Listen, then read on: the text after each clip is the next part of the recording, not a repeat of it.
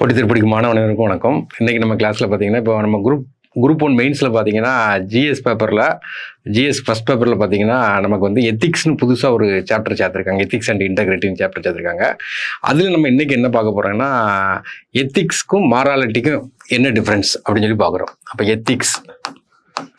Ethics and morality.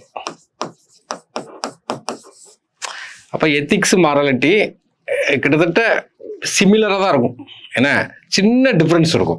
ஏன்னா அதை தான் பார்க்க போகிறோம். இப்போ எத்திக்ஸுங்கிறது என்னன்னு கேட்டிங்கன்னா, ஒரு மாரல் பிரின்சிபலை ஃபாலோ பண்ணுறது என்னென்னா எத்திக்ஸு. ஆக்சுவலாக பார்த்தீங்கன்னா, இது வந்து ஒரு சொசைட்டியில் ஃபாலோ பண்ணக்கூடிய ஒரு பிரின்சிபல்.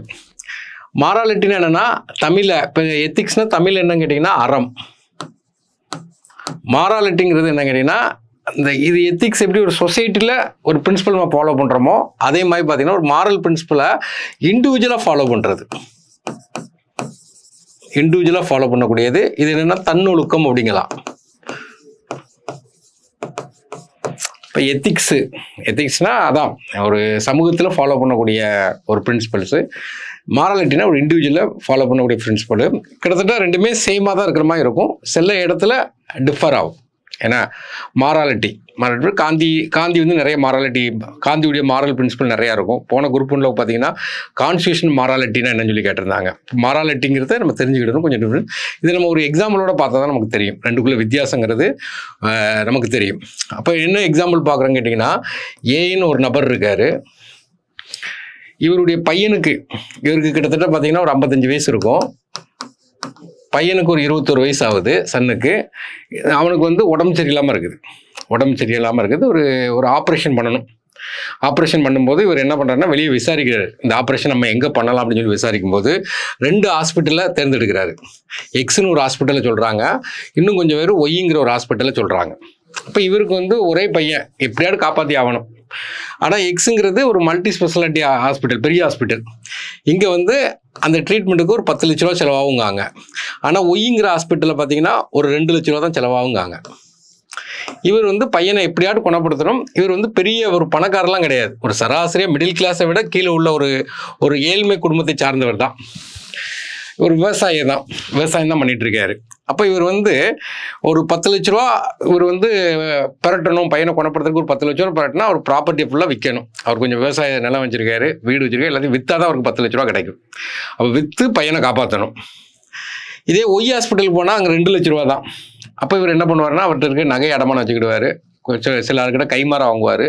இதை வந்து 2 லட்ச ரூபா வாங்கி கொடுத்துட்டு திரும்ப அவர் என்ன செய்வார், கொஞ்சம் கொஞ்சமாக அடைச்சிடுவார். அப்போ இதுதான் அவருடைய ஃபினான்சியல் சிச்சுவேஷன். அப்போ அவருக்கு மொத்தத்தில் பையனை காப்பாற்றணும். எப்படினாலும் 2 நாள் ஓகே தான் சொல்கிறார். எக்ஸுக்கும் போகலாம், ஒய்க்கும் போகலாங்காரு. அப்போ ஃபஸ்ட்டு வந்து அவருடைய ஆப்ஷன் வந்து எக்ஸுங்கிற ஒரு ஆப்ஷன் இருக்குது. எக்ஸில் பார்த்தீங்கன்னா அங்கே எக்ஸுங்கிற ஹாஸ்பிட்டலுக்கு போகிறாரு. ஒரு அட்வான்ஸ் எடுத்துகிட்டு ஒரு 50,000 ரூபா அட்வான்ஸ் எடுத்துகிட்டு எக்ஸுங்கிற ஹாஸ்பிட்டல் போகிறாரு. அங்கே பார்த்தீங்கன்னா பின்னு ஒரு அட்மினிஸ்ட்ரேட்டிவ் ஆஃபீஸர் இருக்காங்க. ஒரு பொண்ணு இருக்காங்க, ஏஓ, ஏன்னா அட்மினிஸ்ட்ரேட்டிவ் ஆஃபீஸராக இருக்காங்க. அந்த பொண்ணுக்கு வந்து 25 வயசு இருக்கும். அந்த பொண்ணு தான் அட்மினிஸ்ட்ரேட்டிவ் ஆஃபீஸர். அந்த அட்மினிஸ்ட்ரேட்டிவ் ஆஃபீஸர் அந்த அட்மிஷன் போடுறது, இந்த ஹாஸ்பிட்டல் சம்மந்தமாக என்னென்ன டிஸ்கஸ் பண்ணணுமோ அவங்கள்ட்ட போய் டிஸ்கஸ் பண்ணணும். அப்போ ஏங்கிறவர் வந்து நேரம் அங்கே வந்து டிஸ்கஸ் பண்ணுறாரு. டிஸ்கஸ் பண்ணும்போது கேட்காரு, இந்த ஹாஸ்பிட்டலில் நான் ட்ரீட்மெண்ட் பார்த்தா கம்ப்ளீட்டாக க்யூர் ஆயிருமா, திரும்ப அந்த ப்ராப்ளம் வராதா அப்படின்னு சொல்லிட்டு அந்த எக்ஸுங்கிற ஹாஸ்பிட்டல் பற்றி ஃபுல்லாக டீட்டெயிலாக கேட்காரு. அப்போ அந்த பொண்ணு வந்து கம்ப்ளீட்டாக என்னென்னா க்யூர் ஆயிரும், திரும்ப அந்த ப்ராப்ளம் வராது அப்படின்னு சொல்லி கேரண்டிக்கு கொடுக்காங்க. அதே நேரத்தில் இவருடைய ஃபினான்ஷியல் பேக்ரவுண்டையும் சொல்லிட்டு இந்த ஒய்ங்கிற ஹாஸ்பிட்டலில் 2 லட்ச ரூபா தான் கேட்குறாங்க. அங்கே போனால் கம்ப்ளீட்டாக ட்ரீட்மெண்ட்டு சரியாயிருமா, இதுக்கு வித்தியாசம் இருக்கா அப்படின்னு கேட்காங்க. இப்போ ஒரு எத்திக்கல் டைலமா, ஒரு 2 கொஸ்டினுக்கு ஆன்சர் சொல்கிற மாதிரி இருக்குது. இப்போ இந்த இடத்துல இந்த பிங்கிற அட்மினிஸ்ட்ரேட்டிவ் ஆஃபீஸர் இருக்காங்களா அந்த பொண்ணு, இப்போ இவங்க வந்து அவங்க எத்திக்ஸை ஃபாலோ பண்ணணுமா, அவங்க வந்து மாராலிட்டியை ஃபாலோ பண்ணணுமா அப்படின்னு ஒரு டைலமா உருவாகுது. அதாவது எத்திக்கல் டைலமா அப்படிம்பாங்க. அப்போ வந்து பிங்கிற ஒரு ஏஓ அந்த பொண்ணு வந்து என்ன பண்ணணும் கேட்டிங்கன்னா, ஃபஸ்ட்டு வந்து அவங்களுடைய ப்ரொபோஷனல் எத்திக்ஸ் படி அவங்க எங்கே ரெக்கமெண்ட் பண்ணணும்னா எக்ஸுக்கு தான் ரெக்கமெண்ட் பண்ணணும். அப்போ எக்ஸுக்கு தான் ரெக்கமெண்ட் பண்ணும்போது ஏன் ரெக்கமெண்ட் பண்ணணும்னா, அந்த பிங்கிற ஒரு ஏஓ அட்மினிஸ்ட்ரேட்டிவ் ஆஃபீஸர் அப்பாயின்மெண்ட் பண்ணது யாருன்னா அந்த எக்ஸுங்கிற ஹாஸ்பிட்டல் தான். ட்ரைனிங் கொடுத்துருக்காங்க, சேலரி கொடுக்குறாங்க, இன்சென்டிவ்ஸ் கொடுக்குறாங்க, கோட் ஆஃப் கான்டாக்ட் சொல்லி கொடுத்துருப்பாங்க. ஏதாட்டும் ஒரு கிளைண்ட் வந்தாங்கன்னா நீங்கள் எப்படியாட்டும் அவங்களை அட்மிஷன் போட்டுருன்னு கோட் ஆஃப் கான்டாக்ட் சொல்லி கொடுத்துருப்பாங்க. அப்போ இதெல்லாம் அவங்க ஃபாலோ பண்ணி நீங்கள் நீங்கள் இங்கே அட்மிஷன் போட்டால் தான் கம்ப்ளீட்டாக க்யூர் ஆகும், திரும்ப அந்த பிரச்சனையே வராது. ஏன்னா அதனால் இந்த ஹாஸ்பிட்டலில் தான் இங்கே அட்மிஷன் எக்ஸில் தான் போடணும்னு சொல்லிட்டு சொல்லணும். அதுதான் என்ன கேட்டிங்கன்னா எத்திக்ஸ், ப்ரொபோஷனல் எத்திக்ஸ். ஆனால் அது ஒரு ஆப்ஷன். இது ஆப்ஷன் 1. ஆப்ஷன் 2 என்ன சொல்கிறாங்க கேட்டிங்கன்னா, இன்னொரு ஆப்ஷன் என்ன சொல்கிறாங்கன்னா, இது ஒன்றும் பெரிய ஆப்ரேஷன் கிடையாது, ஒரு சின்ன மைனர் ஆப்ரேஷன் தான். இது நீங்கள் ஒய்லையும் போகலாம், ஒய்க்கு போனாலும் என்ன நடக்கும்னு கேட்டிங்கன்னா அங்கேயும் நல்ல டாக்டர் இருக்காங்க, வந்து ஆப்ரேஷன் பண்ணிடுவாங்க. இது பெரிய ப்ராப்ளம் கிடையாது. ஆனால் இதை நான் தான் உங்கள்கிட்ட சொன்னேன்னு சொல்லிட்டு நீங்கள் சொல்லிடக்கூடாது. எனக்கு ப்ராப்ளம் ஆகும். ஆனால் நான் உங்களுடைய சிச்சுவேஷனில் இருந்தால் நான் ஒய்க்கு தான் போவேன். ஏன்னா அது சாதாரண ஆப்ரேஷனால ஒய்க்கு தான் போவேன், ஒரு 2 லட்ச ரூபாவோட முடிஞ்சு போயிடும். அப்போ ஒய்யை தான் டிசைட் பண்ணுவேன் அப்படின்னு சொல்லி பர்சனல் கேர் எடுத்து சொல்கிறாங்க. பார்த்தீங்கன்னா இதுதான் மாராலிட்டி. இப்போ மாராலிட்டிக்கும் எத்திக்ஸ்க்கும் ஒரு டிஃப்ரென்ஸ் தெரியும். அப்போ எத்திக்ஸ் படி அவங்களுடைய நாம்ஸை ஃபாலோ பண்ணணும், மாராலிட்டி படி அவங்களுடைய உள்ளுணர்வு, ஏன்னா உள்ளுணர்வு படி பண்ணுறதா என்ன கேட்டிங்கன்னா நமக்கு என்ன மாராலிட்டி. அப்போ எக்ஸை சூஸ் பண்ணாங்கன்னா அது என்ன கேட்டிங்கன்னா எத்திக்ஸு, ஒய்யை சூஸ் பண்ணால் என்னது மாராலிட்டி. அப்போ ரெண்டுக்கும் ஒரு சின்ன டிஃப்ரென்ஸ் தான் இருக்குது. இப்போ இன்னொரு எக்ஸாம்பிள் பார்க்கலாம். இப்போ ஒரு கோர்ட்டு, ஏன்னா ஒரு கோர்ட் இருக்குது, இதான் ஒரு கோர்ட்டுன்னு வச்சுக்கிடுவோம். இப்போ இந்த கோர்ட்டில் இதெல்லாம் உட்காந்துருக்காங்கன்னு வச்சுக்கிடுவோம். கோர்ட்டில் பார்த்தீங்கன்னா ஒரு ஜட்ஜி இருக்கார், ஏன்னா ஜட்ஜி இருக்கார். இப்போ என்ன நடக்குன்னா கோர்ட்டில் ஒரு கேஸ் ஒன்று வருது. ஒரு கேஸ் என்ன வருதுன்னு கேட்டிங்கன்னா, ஏன்னு ஒரு அக்யூஸ்ட் இருக்கான். அந்த அக்யூஸ்ட் ரொம்ப வசதியானலாம் கிடையாது, சும்மா நார்மலாக ஒரு போர் தான். ஆனால் அவன் மேலே ஒரு குற்றச்சாட்டு இருக்குது. என்ன குற்றச்சாட்டுனா ரேப் பண்ணிட்டான், ஒரு பொண்ணை ரேப் பண்ணிட்டான்னு ஒரு குற்றச்சாட்டு இருக்குது. அப்போ அந்த வக்கீலுக்கு அந்த அந்த ஏங்கிறவனுக்கு சார்பாக வாதாடுறதுக்கு ஒரு லாயர் ஒரு நியமிக்காங்க. ஏன்னா அப்போ இந்த லாயருடைய பிரின்சிபல் என்ன, எத்திக்ஸ் படி என்ன பண்ணணும்னு கேட்டிங்கன்னா கோட் ஆஃப் எத்திக்ஸ். அந்த ஒரு லாயருக்கு கிளைண்ட்டு தப்பு பண்ணியே வந்திருந்தாலும் அவனை காப்பாற்றணும், அதான் லாயருடைய கோட் ஆஃப் கான்டாக்ட். ஒருத்தர் தப்பு அவன் மனசாட்சிப்படியெல்லாம் பார்க்கக்கூடாது, அவன் கொலையே பண்ணியிருந்தாலும் அவனுக்கு என்ன செய்யணும், வாதாடி விடுதலை வாங்கி கொடுக்கணும். அதான் லாயருடைய எத்திக்ஸ். ஏன்னா லாயருடைய எத்திக்ஸுங்கிறது அதான். அப்போ இவன் வந்திருக்கான், ரேப் பண்ணான்னு சொல்லிட்டு ஒரு அக்யூஸ் பண்ணியிருக்காங்க. இப்போ கோர்ட்டுக்கு வந்திருக்கான். அதில் அந்த பாதிக்கப்பட்ட பொண்ணு விக்டிம். அந்த பொண்ணு கோர்ட்டுக்கு வர்றாங்க, கூப்பிடுறாங்க, விசாரிக்கிறக்காண்டி கூப்பிடுறாங்க. அந்த பொண்ணு அந்த எக்ஸ்பீரியன்ஸை ஷேர் பண்ணுது. ஷேர் பண்ணும்போது இவன் தான் கண்டிப்பாக செஞ்சுருப்பான், இந்த ஏங்கிறவன் தான் கண்டிப்பாக பண்ணியிருக்கான் அப்படிங்கிறது நமக்கு பார்த்தாவே தெரியுது. அவங்கள ஜட்ஜுக்கும் தெரியுது, லாயருக்கும் தெரியுது, எல்லாருக்குமே தெரியுது, கம்ப்ளீட்டாக தெரியுது. இப்போ இந்த லாயர் இருக்கான் பார்த்தீங்களா, இந்த லாயர் ஒரு 3 கொஸ்டின் அந்த பொண்ணுகிட்ட கேட்கணும். பாதிக்கப்பட்ட பொண்ணுகிட்ட ஒரு 3 கொஸ்டின் கேட்கணும். அந்த கொஸ்டின் அந்த கொஸ்டினுக்கு அந்த பொண்ணால் ஆன்சர் பண்ண முடியாது. அப்போ அந்த ஆன்சர் பண்ண முடியாதுன்னு தெரிஞ்சாவே ஆட்டோமேட்டிக்காக இந்த கேஸ் டைலூட் ஆயிரும். இந்த ஆள் இந்த ஏங்கிறவன் என்ன பண்ணுவான்னா அக்யூட்டட் ஆயிடுவான், விடுதலை ஆயிடுவான். அந்த 3 கேள்வி கேட்காம விட்டான்னு வச்சுருங்களேன், ஏன்னா இந்த ஏங்கிறவன் என்ன ஆயிடுவான்னா கன்விக்டட் ஆயிடுவான். அப்போ அந்த கொஸ்டினை கேட்டாங்கன்னா இவன் அக்யூட்டட் ஆயிடுவான். அக்யூட்டட்னா விடுதலை, இது என்னன்னா குற்றவாளி நிரூபிக்கப்படுவான். அப்போ இந்த இதில் டைலமா, எத்திக்கல் டைலமா யார்கிட்ட இருக்குன்னு கேட்டால் அந்த லாயர்கிட்ட இருக்குது. இப்போ இந்த 3 கொஸ்டினை கண்டிப்பாக கேட்கணும், அதான் எத்திக்ஸ். ஏன்னா அதுதான் லாயருடைய கோட் ஆஃப் கான்டாக்ட், லாயருடைய பிரின்சிபல் எல்லாமே அதான். ஏன்னா ஆனால் அவனுக்கு மனச்சாட்சின்னு ஒன்று இருக்குது, மனச்சாட்சிப்படி அவனுக்கு தண்டனை வாங்கி கொடுக்கணும். அப்போ இந்த 3 கேள்வி கேட்காம விட்டுட்டானா ஆட்டோமேட்டிக்காக என்ன நடக்குன்னா அந்த அக்யூஸ்டுக்கு என்ன கிடைக்குன்னா தண்டனை கிடைக்கும். இது என்னென்னா மாராலிட்டி. அப்போ உங்களுக்கு ஒரு சின்ன டிஃப்ரென்ஸ் உங்களுக்கு புரியுது. அப்போ எத்திக்ஸ்னால் என்ன கேட்டிங்கன்னா நம்ம ஒரு கோட் ஆஃப் கண்டக்டை ஃபாலோ பண்ணணும். மாராலிட்டின்னு என்ன கேட்டால் நம்ம மனச்சாட்சிக்கு கட்டுப்பட்டு நடக்கணும். இப்போ நம்ம எத்திக்ஸுக்கும் மாராலிட்டிக்கும் பார்த்தீங்கன்னா 2 எக்ஸாம்பிள் பார்த்தோம். எக்ஸாம்பிள் அடிப்படையில் கொஞ்சம் உங்களுக்கு புரிஞ்சிருக்கும். இப்போ நம்ம என்ன பண்ணால் கான்செப்ட் அடிப்படையில் டெஃபினிஷன் பேஸில் நம்ம பார்க்க போகிறோம். அப்படி பார்க்கும்போது பார்த்தீங்கன்னா மாராலிட்டிங்கிறது என்னென்னா ஒரு சிங்கிள் மீனிங் தான். சிங்கிள் மீனிங்னா என்னென்னா ரைட் திங், என்ன அடுத்தது அப்ராப்ரியேட் திங், அடுத்தது ரைட் டிசிஷன். டிசிஷன். அவ்வளோதான். நம்ம திங்க் பண்ணுறது வந்து ரைட்டாக இருக்கணும், அப்ராப்ரியேட்டாக இருக்கணும், நம்ம டிசிஷன் மேக்கிங் வந்து இதாக இருக்கும். அவ்வளோதான். அதோட மீனிங் முடிஞ்சு போச்சு தான். இப்போ நம்ம எத்திக்ஸ்ன்னு பார்க்கும்போது அதை நம்ம என்ன கிளாஸிஃபிகேஷன் பண்ணணும்னா ஒரு 2 அடிப்படையில் 2ஆக பிரித்து பார்க்கலாம். அதில் பார்க்கும்போது நம்ம என்ன பார்க்கணும்னா எத்திக்ஸுடைய ஒரு கான்செப்ட் வைஸாக பார்க்கும்போது அதனுடைய மீனிங் என்னென்னா டிசிப்ளின். அப்போ டிசிப்ளின் என்பது என்னன்னு கேட்டிங்கன்னா ஒரு பிரான்ச் ஆஃப் ஸ்டடீஸ். அதில் பிலாசபின்னு ஒரு பாடம் இருக்குது. பிலாசபியில் நம்ம வந்து எத்திக்ஸ்னு ஒரு பாடத்தை பார்க்குறோம். இன்னொரு மீனிங் என்னன்னு கேட்டிங்கன்னா நார்மலாக இப்போ எத்திக்ஸு மாராலிட்டி கிட்டத்தட்ட பார்த்தீங்கன்னா அது சேம் மீனிங் தான். ஒரு 99% வந்து சிமிலர் மீனிங் தான். ரெண்டுமே எதை குறிக்கும்னு கேட்டிங்கன்னா ஹானஸ்ட்டுங்கிறத தான் குறிக்கும். ரெண்டுமே எதை குறிக்குன்னா ஹானஸ்ட் தான். ஆனால் என்ன வித்தியாசம்னு பார்க்கும்போது மைனராக சிச்சுவேஷன் அடிப்படையில் வித்தியாசப்படும். ஒரு சொசைட்டியில் ஹானஸ்ட்டை மெயின்டைன் பண்ணுற எத்திக்ஸுமோ ஒரு இண்டிவிஜுவலாக ஹானஸ்ட்டை மெயின்டைன் பண்ணுற என்ன கேட்டிங்கன்னா மாராலிட்டி அப்படிமோ கிட்டத்தட்ட நமக்கு சேம் மீனிங் தான். ஆனால் சேம் மீனிங்னா ஒரே ஒரு வார்த்தை தான் போட்டுருவாங்க. ஒரு வார்த்தை ரீப்ளேஸ் பண்ணுறதுக்கு இன்னொரு வார்த்தை இருக்க போகிறது கிடையாது. அப்போ வந்து வேர்டை பொறுத்த வரைக்கும் லாங்குவேஜ் அடிப்படையில் பார்த்தீங்கன்னா 2 தனித்தனி லெட்டர்ஸ் தான் இருக்குது, தனித்தனி வேர்டு தான். அப்போ கண்டிப்பாக இதில் வந்து நமக்கு என்ன இருக்குன்னா வித்தியாசம் இருக்கும், கண்டிப்பாக வித்தியாசம் இருக்கும். அந்த லிட்டரலி நமக்கு வித்தியாசம் கண்டிப்பாக இருக்கும். ஏன்னா அந்த வித்தியாசங்கிறது எதன் அடிப்படையில் இருக்குன்னா சிச்சுவேஷன் அடிப்படையில் இருக்கும். இப்போ எக்ஸாம்பிளுக்கு நொட்டாரியஸ் அப்படின்னு ஒரு வார்த்தை இருக்குது, ஃபேமஸ்னு ஒரு வார்த்தை இருக்குது. ரெண்டும் கிட்டத்தட்ட பார்த்தீங்கன்னா சேம் தான், ஒரே சேம் மீனிங் தான். சினானிம்ஸ்ன்னு கேட்டாங்கன்னா நீங்கள் என்ன போடலாம், நொட்டாரியஸ்க்கு ஃபேமஸ் போடலாம், ஃபேமஸ்க்கு நொட்டாரியஸ் போடலாம். அப்போ என்ன லாங்குவேஜ் அடிப்படையில் வித்தியாசம் கேட்டிங்கன்னா ஒருத்தர் நெகட்டிவ் சென்ஸில் ஃபெமிலியராக இருந்தால் நொட்டாரியஸ். ஒரு பெரிய ஒரு திருடன் இருக்கான், நகைக்கடைக்கு போனோன்னா எப்படியும் ஒரு 10 பவுன் கொள்ளையடிச்சிட்டு வந்துடுவான். ஆனால் திருடனை பெருமையாக தான் பேசுகிறோம், ஆனால் நெகட்டிவ் சென்ஸ். அப்போ அந்த இடத்துல நொட்டாரியஸ் திருடனுங்கிற மாதிரி சொல்கிறோம். பாசிட்டிவ் சைடு ஒரு பிளேயர் இருக்கான், கண்டிப்பாக செஞ்சுரி அடிப்பான். அப்போ பாசிட்டிவ் சைடில் சொல்லும்போது ஃபேமஸ். ஆனால் ரெண்டுமே ஃபேமஸ் தான் குறிக்குது. அப்போ இதே மாதிரி தான் நம்ம பார்த்தீங்கன்னா அந்த இதில் வந்து செயல் அடிப்படையில் குறிக்கிற மாதிரி இது வந்து சிச்சுவேஷன் அடிப்படையில் எத்திக்ஸுக்கும் மாராலிட்டிக்கும் டிஃப்ரென்ஸ் இருக்குது.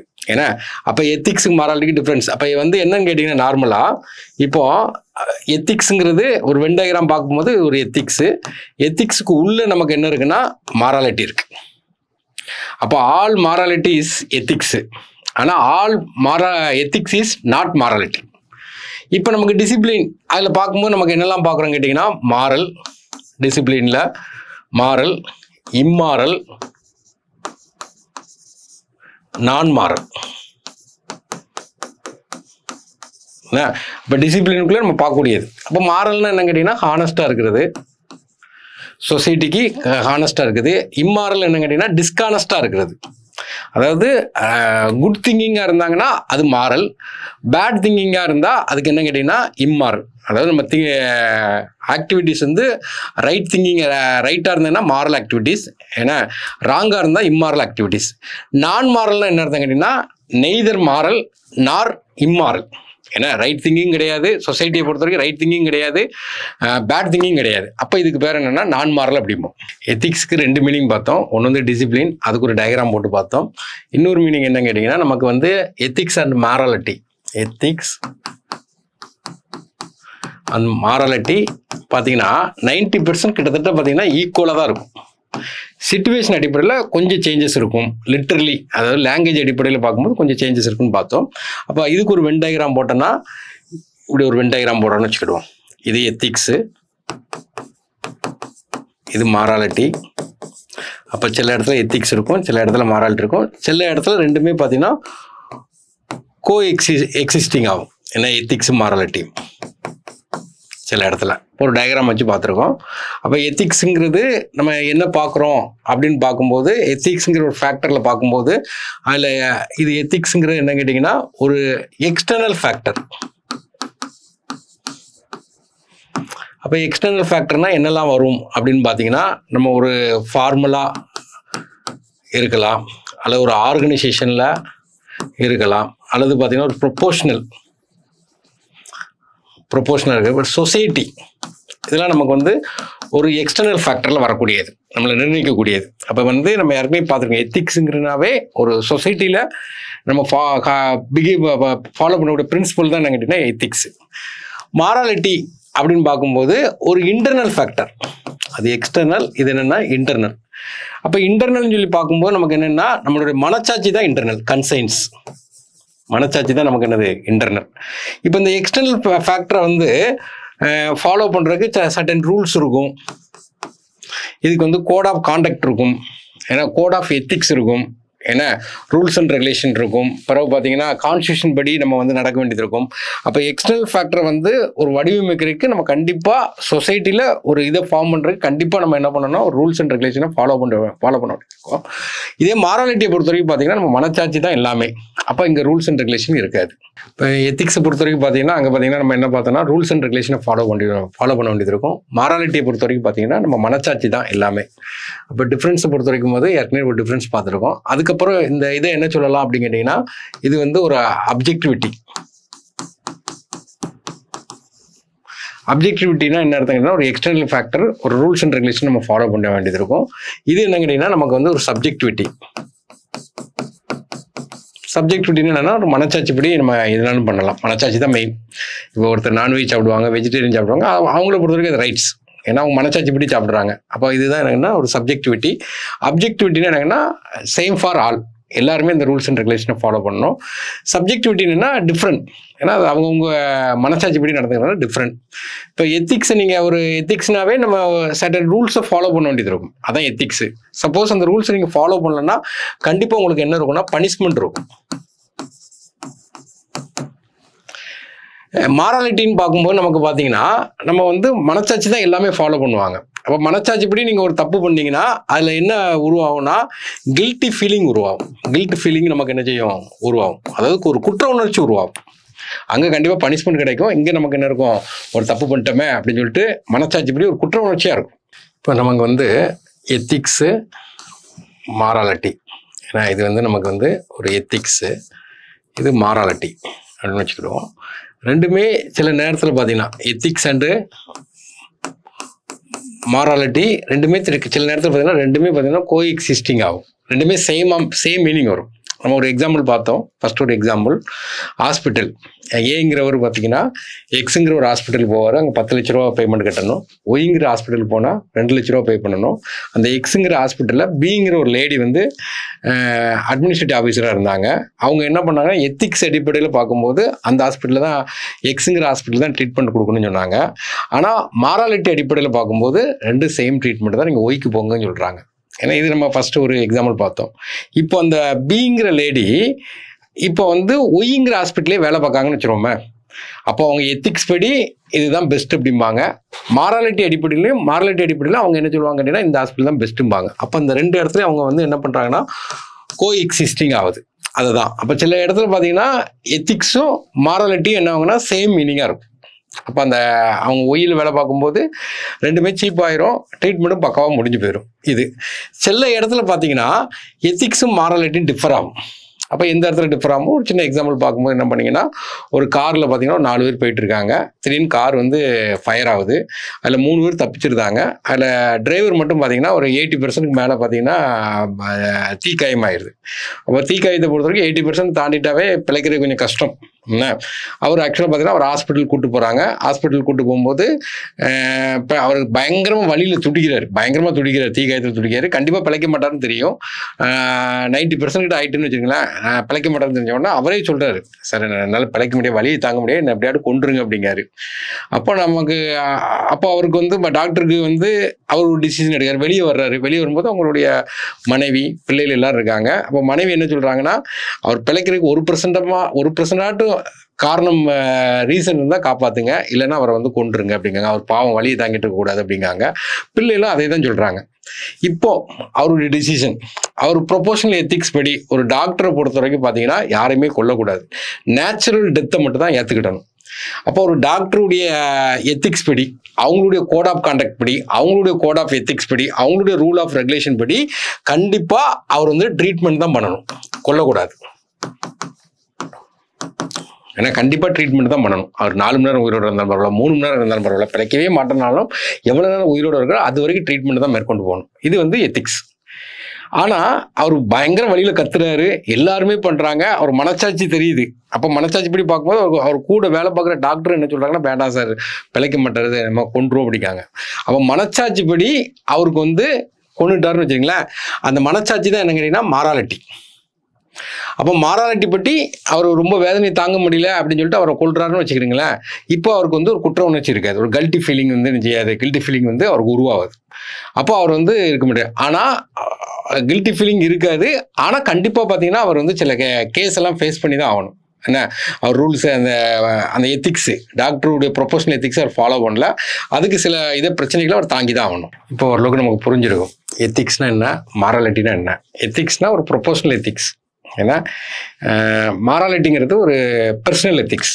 ஏன்னா ப்ரொஃபஷனல் எத்திக்ஸுங்கிறது ஒரு சொசைட்டியில் ஃபாலோ பண்ணக்கூடிய ஒரு எக்ஸ்டர்னல் மேட்டர். மாராலிட்டிங்கிறது நம்ம கன்சென்ஸில் ஃபாலோ பண்ணக்கூடிய ஒரு இன்டர்னல் மேட்டர். அப்போ எத்திக்ஸுக்கு வந்து பனிஷ்மெண்ட் கிடைக்கும், இதில் வந்து நமக்கு வந்து கில்ட்டி ஃபீலிங் தான் உருவாகும். அப்போ இந்த மாதிரி நம்ம ஒரு வித்தியாசமாக்கும் இதை தான் பார்த்தோம். அப்போ நமக்கு வந்து என்ன பார்த்தோம், இது வரைக்கும் நம்ம என்ன பார்த்தோம்னா மாராலிட்டிங்கிறது ஒரு சிங்கிள் மீனிங். ஏன்னா ரைட் திங்கிங், ஏன்னா அப்புறம் அப்ராப்ரியேட் திங்கிங், ரைட் டிசிஷன், இதான் வந்து மாராலிட்டி ஒரு சிங்கிள் மீனிங். அங்கே நமக்கு எத்திக்ஸை பார்க்கும்போது 2 மீனிங்காக பார்த்தோம். ஃபர்ஸ்ட் மீனிங் என்ன, டிசிப்ளின் பார்த்தோம். டிசிப்ளின் என்ன கேட்டிங்கன்னா நமக்கு ஒரு பிலாசபியில் ஒரு பார்ட்டு தான் என்ன கேட்டிங்கன்னா எத்திக்ஸ்னு பார்த்தோம். செகண்ட் என்ன பார்த்தோங்கன்னா எத்திக்ஸும் மாராலிட்டியும் பார்த்தீங்கன்னா கிட்டத்தட்ட பார்த்தீங்கன்னா சிமிலர் மீனிங் தான் எல்லா இடத்துலையும் குறிக்கும். சில சிச்சுவேஷன் அடிப்படையில் தான் எத்திக்ஸும் மாராலிட்டியும் என்ன கேட்டால் டிஃபர் ஆகும். அப்போ சில இடத்துல பார்த்தீங்கன்னா நமக்கு எத்திக்ஸ் கரெக்டாக இருக்கிற மாதிரி இருக்கும், சில இடத்துல பார்த்தீங்கன்னா மாராலிட்டி நமக்கு கரெக்டாக இருக்கிற மாதிரி இருக்கும். ஆனால் எத்திக்ஸுக்கு பார்த்தீங்கன்னா நமக்கு பனிஷ்மெண்ட் இருக்கும், மாராலிட்டிக்கு வந்து நமக்கு கில்ட்டி ஃபீலிங் தான் கிடைக்கும். இதை தான் நம்ம ஒரு இதாக படித்தோம், 2-3 எக்ஸாம்பிள் வச்சு பார்த்தோம். ஓரளவு உங்களுக்கு புரியும். அல்டிமேட்டாக இதில் என்ன சொல்ல வராங்க கேட்டிங்கன்னா எத்திக்ஸுங்கிறது நமக்கு வந்து என்னென்னா ஒரு சொசைட்டியில் ஃபாலோ பண்ணக்கூட எக்ஸ்டர்னல் பிரின்சிபல். மாராலிட்டிங்கிறது என்னென்னா ஒரு இண்டிவிஜுவல் பர்சனலில் ஃபாலோ பண்ணக்கூடிய ஒரு இண்டிவிஜுவல் பிரின்சிபல். அவ்வளோதான். எக்ஸாம்பிள் வச்சு பார்க்கும்போது நமக்கு ஈஸியாக இருக்கும். எப்போதுமே நம்ம ஒரு எத்திக்ஸ் ஒரு சாப்டர் படிக்கும்போது ஒரு டெஃபினிஷன், ஒரு வார்த்தை இருக்குது, மாராலிட்டி இருக்குன்னா அதுக்கு ஒரு டெஃபினிஷன், எத்திக்ஸ்னு இருக்கிற டெஃபினிஷன், அதுக்கப்புறம் ஒரு எக்ஸாம்பிள், அப்புறம் இதுக்கு ஏதாவது கோட்ஸ் இருந்தால் கொஞ்சம் நோட் பண்ணி எழுதினாவே நமக்கு மார்க் வந்துடும். ஏன்னா நமக்கு நியூஸ் பேப்பர் படிக்கும்போது இந்த மாதிரி இதெல்லாம் நம்ம வந்து மாராலிட்டி எங்கே ஃபாலோ பண்ணுறாங்க, எத்திக்ஸ் எங்கே ஃபாலோ பண்ணுறாங்க, எல்லாமே நமக்கு வந்து ஒரு நியூஸ் பேப்பர் ரீடிங் இருக்கிறவங்களுக்கு கொஞ்சம் ஈஸியாக அண்டர்ஸ்டாண்ட் ஆகிற மாதிரி இருக்கும். இது ஒரு சாதாரண ஈஸியான பாடம் தான். எல்லாத்தையுமே எல்லா கீவேர்ட்ஸுமே நீங்கள் படித்து முடித்த பிறகு அதுக்குள்ள டிஃப்ரென்ஸ் வந்து உங்களுக்கு நல்லா புரியும். தேங்க்யூ.